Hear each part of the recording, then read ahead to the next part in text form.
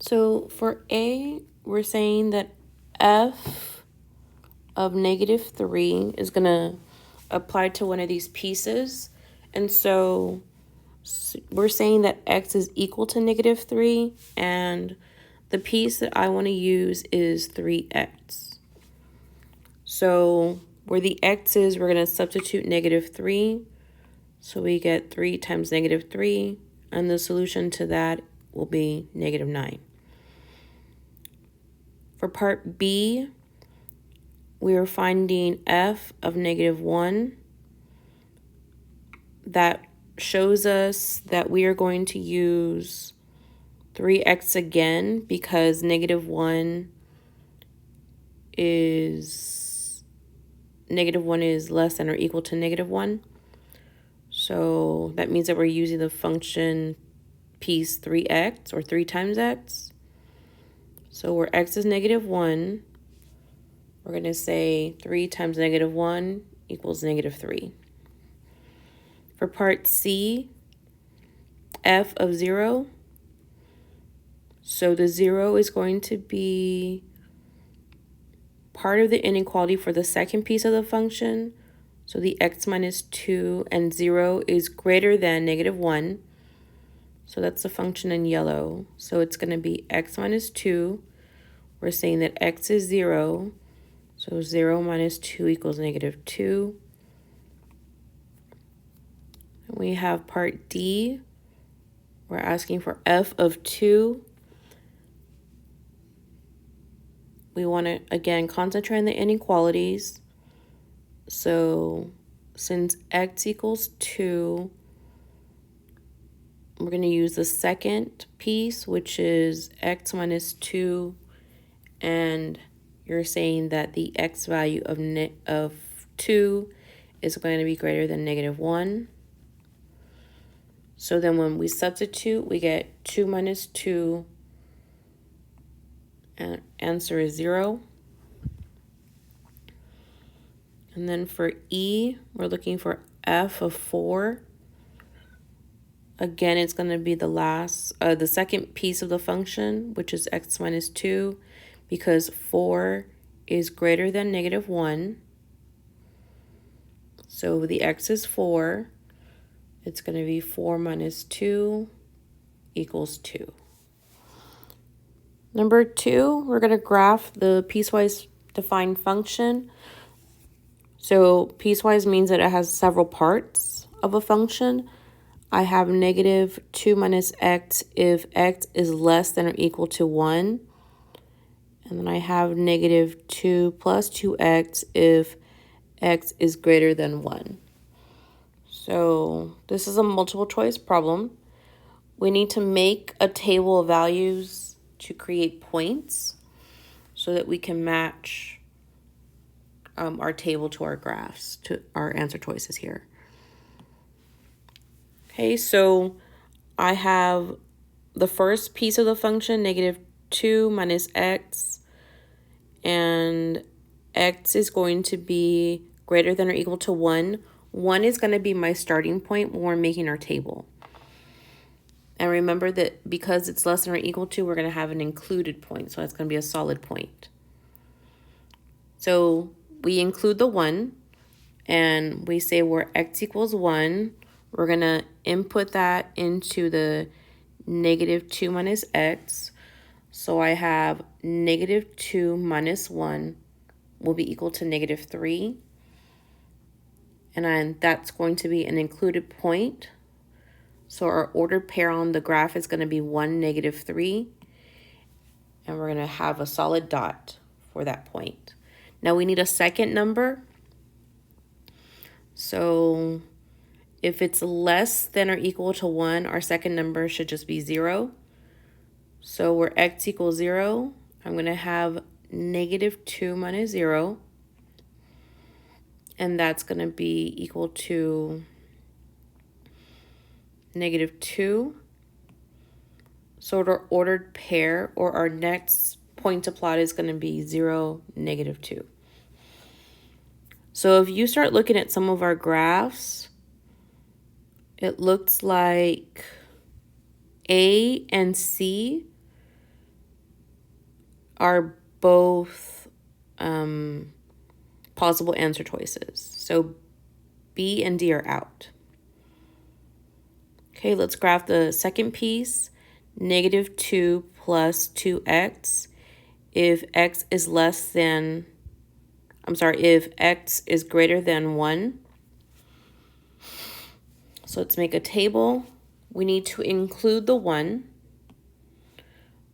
And remember, this is going to be an open space. So I'm going to have -2 plus 2 times 1. And that's going to equal -2 plus 2. That's going to equal 0. Our order pair there will be 1, 0, and it will be open.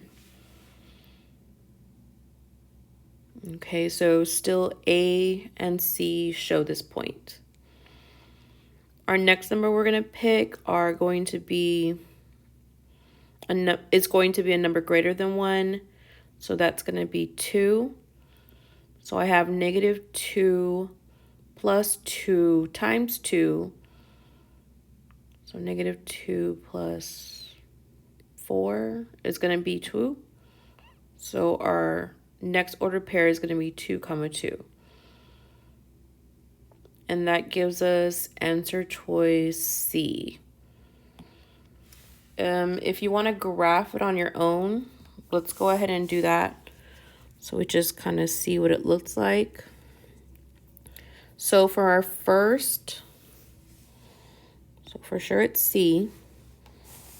But again, just to graph it on our own, for the first part, like the part in blue, I'm going to have 1, -3. And that's going to be right there. And then the second point will be 0, -2. So I'll make that line like that. And let's highlight it just so you can see it a little bit more. Oops, wrong color. So that's that line. And then the next line is going to be the second piece, which is -2 plus 2x.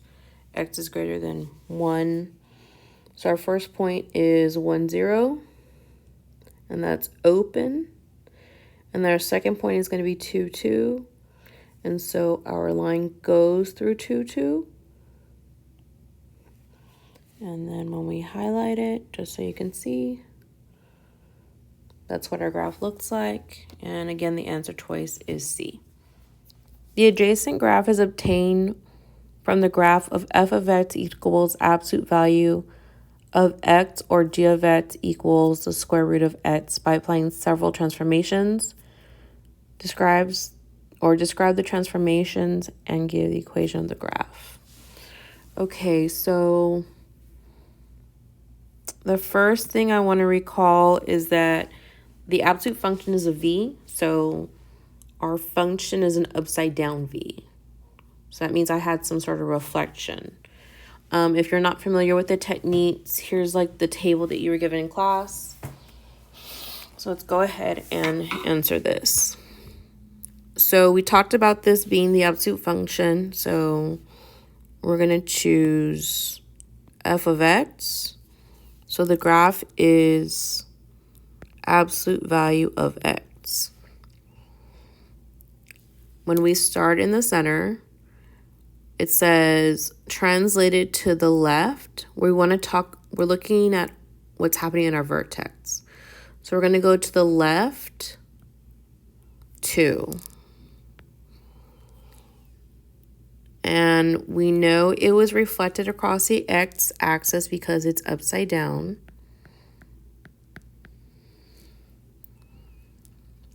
And then it says translated up. So we went up 3. Right, so we went up 3 units. Okay, so let's go ahead and put this together. And we know that y equals, I'm just going to write it out here. So something's happening. I have an x. And let's think about it. 2 units to the left. If we look at our techniques of what's happening inside the function, that means that we're going to be adding the 2. So it's x plus 2. And then we reflected across the x-axis.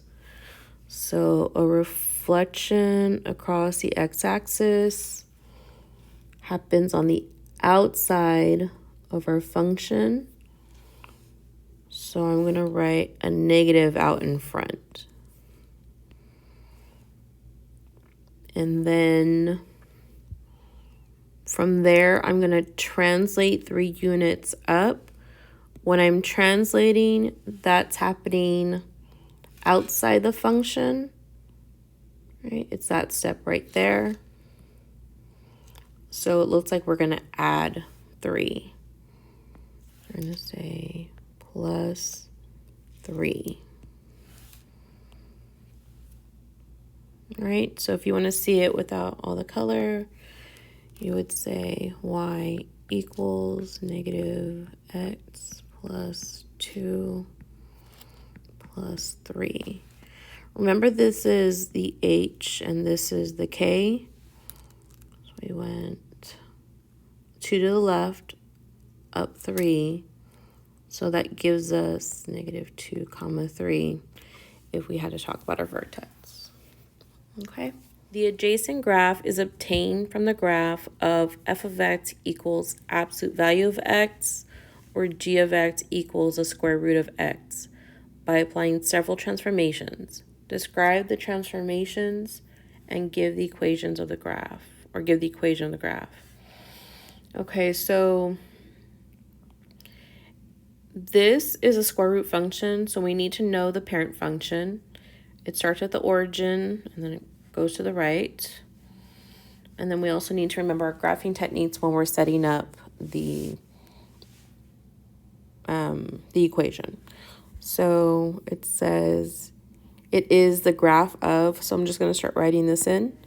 It is the graph of g of x equals the square root of x. So in your practice test, it's going to be a drop-down menu.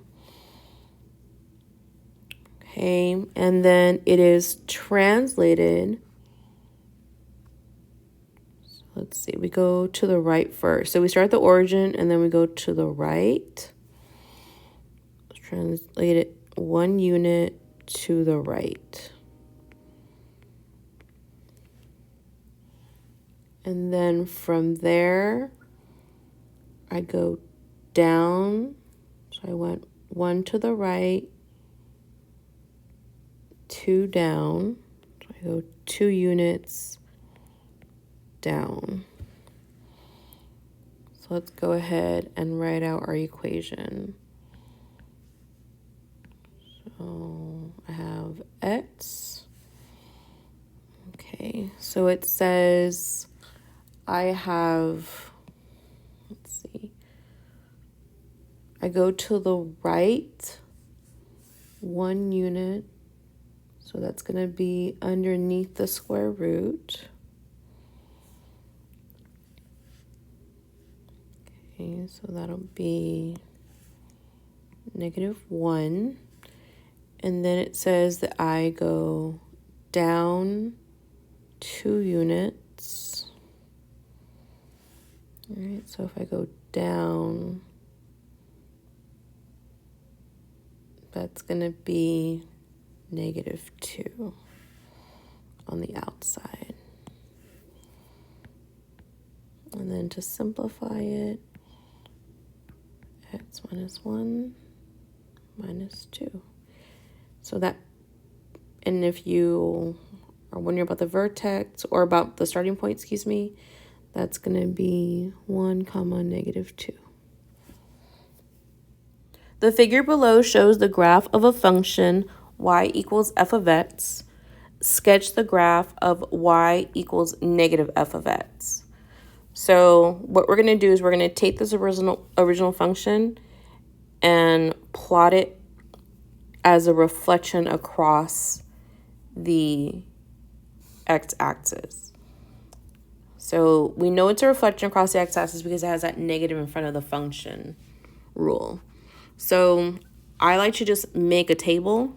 So my original function is y equals f of x. Make it so you can see. And then I start at 0, 2, and then or negative 2, excuse me. And the second point they give us is going to be 2, 4. So our new function is a reflection across the x-axis. That means that our y value signs are going to change. So positive it becomes opposite sign. So let's see what that looks like. So they become opposite.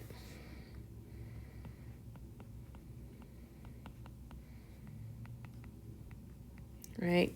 So our new table is going to have an x and a y. It's still going to have a 0, but instead of a negative 2, we're going to make that a positive 2. And then we're still going to have an x of 2, and instead of a 4, we're going to have a negative 4.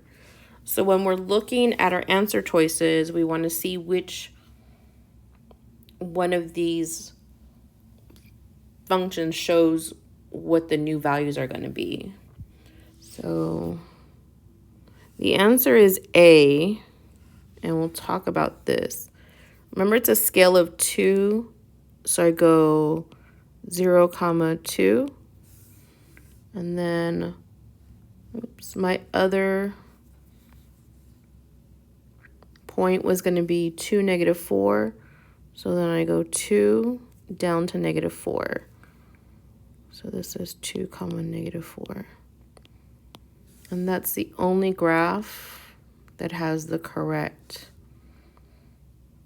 order pairs on there. Okay, I hope this helps. Okay, for number 6, we're going to perform the function operations and then find the domain. So let f of x equal 3x plus 5 and let g of x equals 2x minus 7. We're going to add f plus g and then find f minus g and then f times g and then f divided by g. Okay, so here we go. So so I just have the rules right here on the right hand side for my function operations. So f plus g of x is going to be the whole term of 3x plus 5 added to 2x minus 7. So then my answer is 5x minus 2. And then we'll leave some space for the domain. So f minus g of x, you want to make sure you put that negative in front of the g because that's going to be distribution. So I write down what 3x minus 5, subtraction sign, parentheses, 2x minus 7. And then everything in the parentheses is going to change signs because of that negative. So I get 3x plus 5 minus 2x plus 7. When I combine this, I get x equals x plus 12. Okay. Now I'm going to find f times g of x, or f times g, of x. So f is going to be 3x plus 5 times 2x minus 7. And we're going to set up our distribution. So I have 3x times 2x minus 7. And then I have positive 5 times 2x minus 7. And then I distribute. So I get equals 6x squared minus 21x. So that was 3x times negative 7. That's where I got the negative 21x. And then 5 times 2x is 10x. And then 5 times negative 7 is negative 35. I combine like terms. I'm going to get 6x squared minus 11x minus 25. And then f divided by g. All you're doing is making a fraction with 3x plus 5 divided by or over 2x minus 7. Okay, so now that we've answered all that, let's talk about the domain.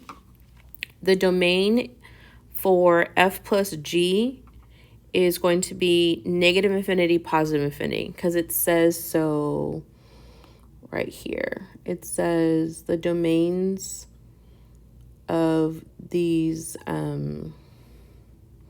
function operations when you're adding and subtracting and multiplying include all real numbers. And because both of these, the f of x and the g of x, are linear functions and their domains are already all real numbers, so that makes the domains for each function operation all real numbers. I know it sounds redundant, but trust me. So f minus g of x is going to be domain of all real numbers, which is negative infinity comma infinity, because we're expressing an interval notation. And then domain of f times g is going to be the same, negative infinity comma positive infinity. And then it's this domain for f divided by g, which changes everything. So what we're trying to do here is we're trying to basically, take the denominator right here, and we're going to say that it cannot equal 0. So we're going to solve for x. So solve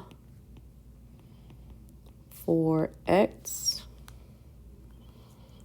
And we're going to say 2x minus 7 cannot equal 0. Minus 7, so that becomes positive 7 to both sides. I get 2x equals 7. Then I divide both sides by 2. So x cannot equal 7 over 2. So when you make this into a domain, it's going to have a union. So now I say my domain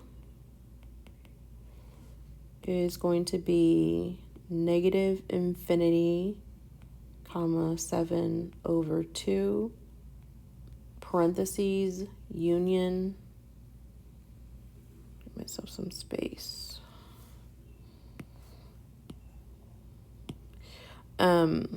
The union symbol is like a U, right? Because that becomes a vertical asymptote. And then to complete that, I get 7 over 2, comma, positive infinity. And that's my domain. I know you can also, if you want to see what this last one looks like graphed, let me go ahead and show you. So this one right here would be 3x plus 5. You can also use your calculator. 2x minus 7. And if I graph it, I would have a vertical asymptote at 7 over 2, which is 3 halves. Let's see. This is equal to 3.5. So we come here. This is 1, 2, 3, 4. Right in here, I would have a dotted line. So I would have a function, something happens here, and then something happens here. And that's what the function looks like. And just as an added, I went ahead and typed in all the solutions into the spaces so you can see how to present them for number 6. Is let f of x equal negative 3x minus 1 and g of x equals x squared plus 1. It's asking you to find f of g of x So f of g of x is basically like you're going to substitute the -6 into the g of x, and that solution will go into the f. So let's write it like the notes.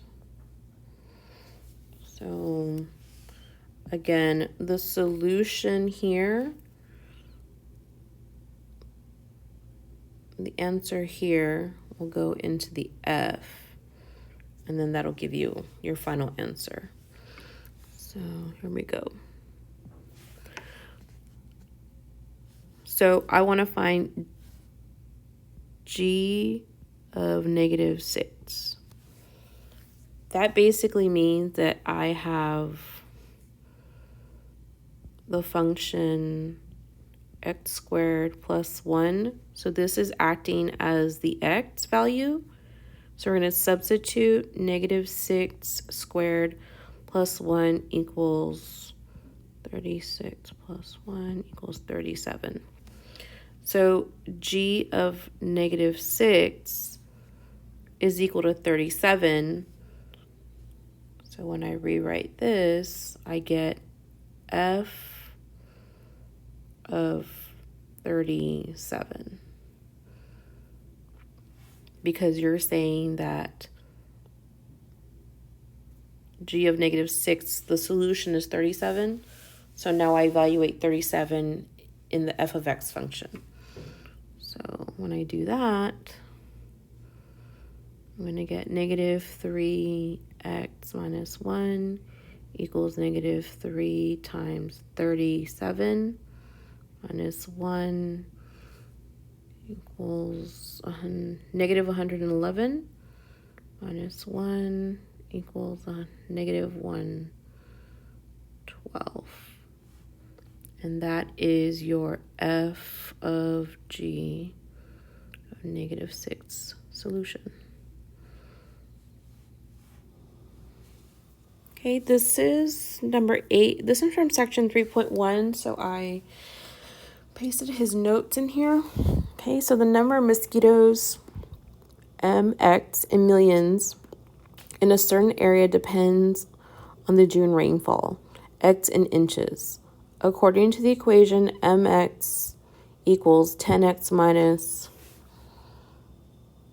x squared, what rainfall produces the maximum number of mosquitoes?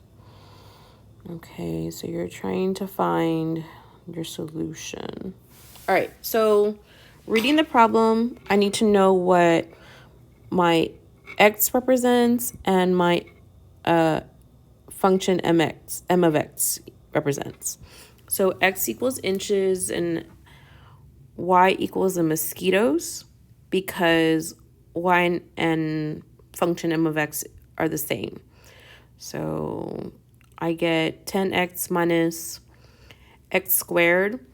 We are actually looking for the vertex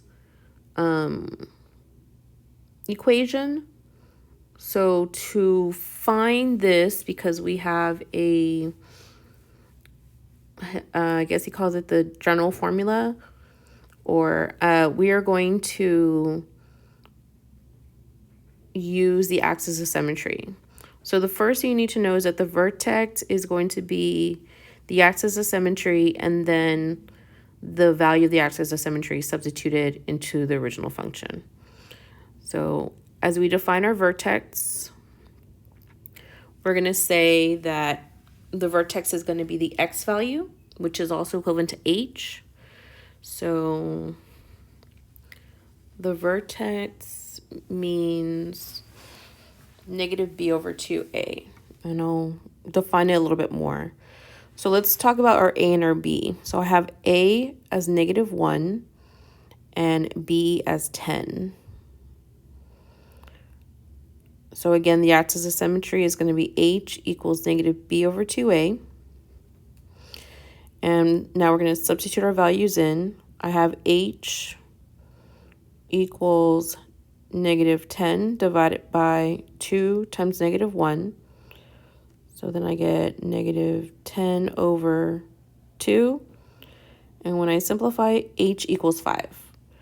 So this h is going to go back into the original equation. And here's what I mean by the original equation. It's going to go back right here.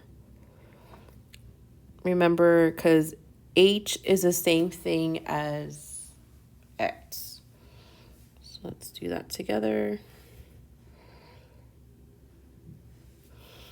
So when I substitute, and this is kind of an extra step, I'm going to say that I have m of 5 equals 10x minus x squared. So equals 10 times 5 minus 5 squared. I get 50 minus 25 equals 25. So that becomes our y. So if we're talking about the vertex, we're going to have 5, 25. But now we have to think about what our question is asking us. It's asking us what rainfall produces the maximum number of mosquitoes. So the rainfall, again, the rainfall is measured in inches. So this is the rain. So rain and mosquitoes. So our answer is going to be B. Number 9, find the correct end behavior diagram for the given polynomial function. So P of x is equivalent to 3x to the 7th plus 9x squared minus 1. I already have the answer choice on there. The answer choice is A, but let's talk about why it's A. So you take the leading term, which is 3x plus 7, and you talk about the type of function it is, and then you look at the coefficient in front of it. So when we say n is odd, we're talking about the exponent. So in this case, I would say n equals 7, and 7 is odd. Then I'm going to look at the coefficient. So the coefficient is 3, and that's going to be my A. So A is greater than 0.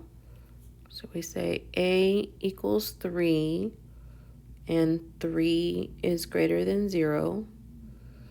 So we know our end behavior is going to be falling on the left and rising on the right. So it's answer choice A again. Find a polynomial of least possible degree having the graph shown. So this is an odd positive function. So on how to graph a polynomial, we need to locate the y-intercepts. Oh, the x-intercepts first. So that's where y equals 0. Okay, so that's everything in green. And then we need to locate the x-intercept, and that's where x equals 0. And we're going to do that in blue. Okay, first step 1. X-intercept. And then we're going to make factors out of them, like linear factors. So I have -2, 0, 3, 0, and 6, 0. So the factors I get from those is x, or it becomes the opposite, plus 2. If that's a positive 3, I have x minus 3. And that's a positive 6, so I have x minus 6. And then we talk about, that's step 1. Step 2 is going to be y-intercepts, or y-intercept. Just have one. And that happens where x equals 0. So that means my y equals 18. But it's the order pair 0, 18. Okay, so if we want to break this down even further, we're now going to solve for A. On the left-hand side, we're going to use this value right here, the 18. And that's basically saying f of 0 equals 18. So let's start with the generic f of x equals a times these x-intercepts. X plus 2, x minus 3, x minus 6. So our f of x is equal to 18. And we're trying to solve for a.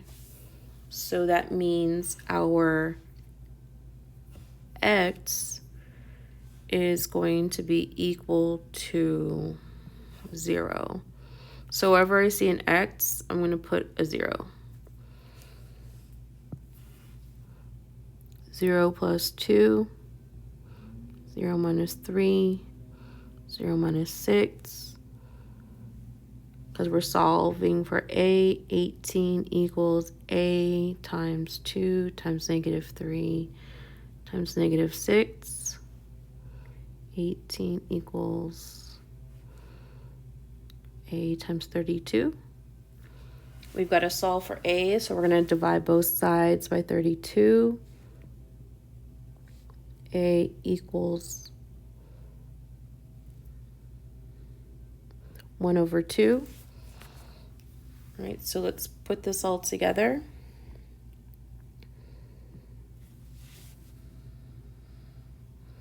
Our polynomial is going to be f of x equals 1/2 x plus 2, x minus 3, x minus 6.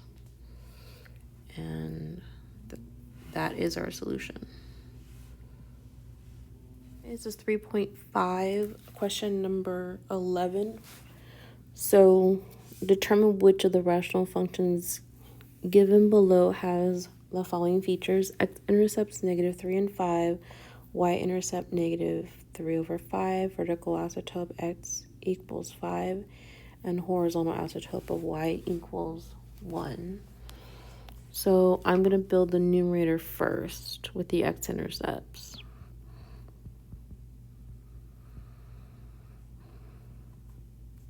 So remember, this is the numerator. And so my first intercept is going to be -5, 0. So that means I get x plus 5 because it's always the opposite sign. Next one is x is 3, 0. So that means I get x minus 3. So in my numerator for f of x, I have x plus 5, x minus 3.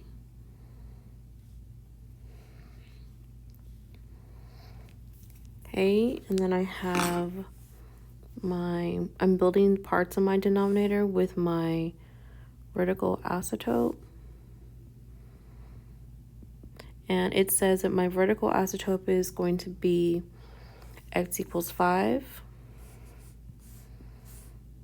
X equals 5. So that means that my denominator has x minus 5. And I have x minus 5.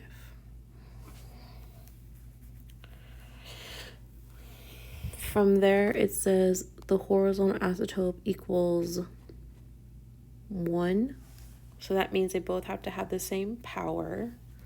Means I need to square my vertical asymptote.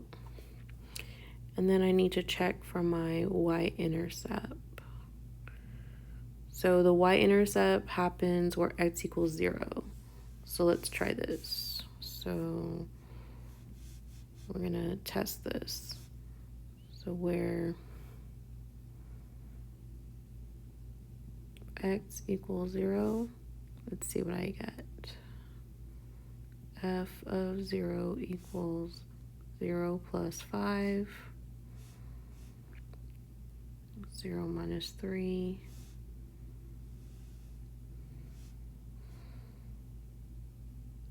0 minus 5 squared. So then I get negative 3 over 5. So this is my solution, and that's going to be option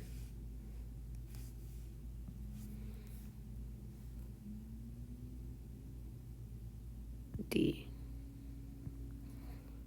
The second way to solve number 11 is to graph it. So when we look at what's given to us for the rational function, we can take a x and y plane and plot points based on the information given. So if I have an x-intercept at -5, that means at -5, my graph is going to touch or go through the x-axis. And then if I have another x-intercept at 3, that's another place that the graph will touch or go through. I also have a y-intercept, so that's going to, the graph is going to go through the y-axis at -3/5, which is like negative 0.6. So let's go ahead and start to label these. And then I'm going to look at my vertical asymptote. My vertical asymptote is x equals 5. So that is a line that my function does not cross. And then lastly, I have a horizontal asymptote happening at y equals 1. So that means right here, means right here going across, I have another area that my graph doesn't exist at, right? This is how we use the steps and the information that's given to us to graph a rational function. So now let's connect it. We know that underneath the horizontal asymptote and to the left of the vertical asymptote, something happens to those points, they connect.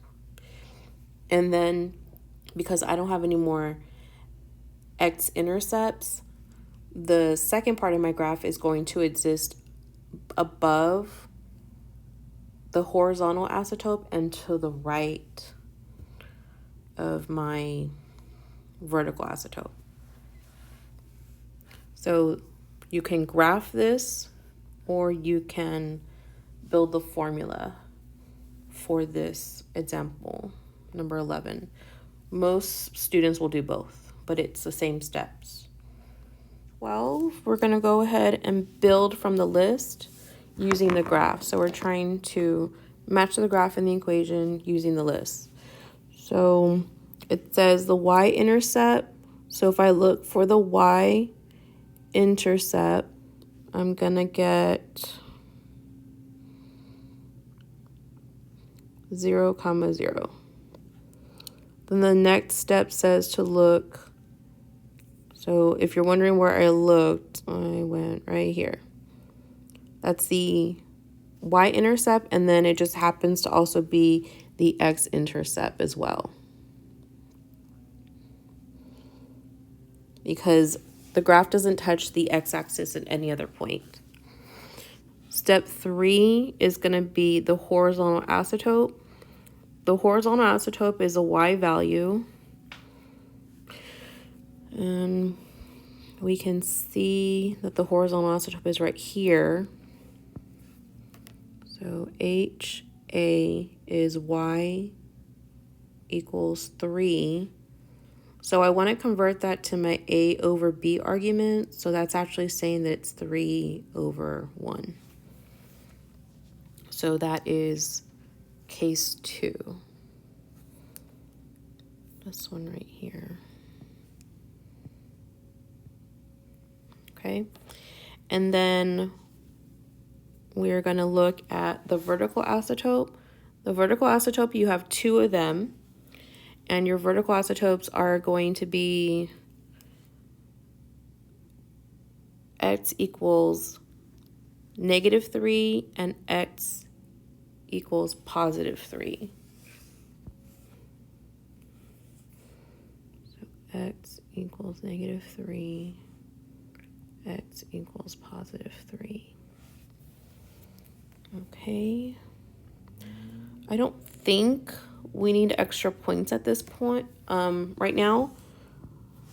So we know that if we are building an f of x, that our function is going to be x-intercepts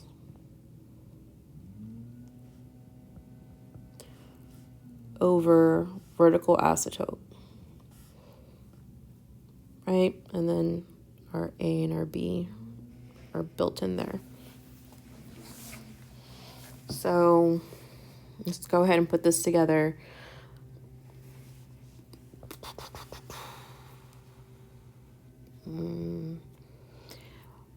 Since my x-intercept is 0, that means that my factor is going to be just x, because x equals 0. So I get x divided by my vertical isotopes, which are x equals -3, so that becomes x plus 3. And then where the x equals +3 becomes x minus 3. So x plus 3, x minus 3. And then I also need my a and my b. I go back to my horizontal asymptote for that. So I have 3 over 1. But this only works when my degree on top is the same as the degree on the bottom. So that means I need 2 degrees on top to equal the 2 degrees on the bottom. So I'm gonna put a second degree there. And this is our solution. The answer is gonna be B.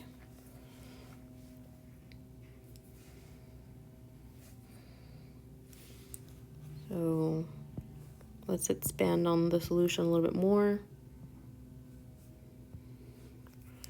It's 3x squared, and then you take this part right here, and it becomes x squared minus 9. So then I get x squared minus 9.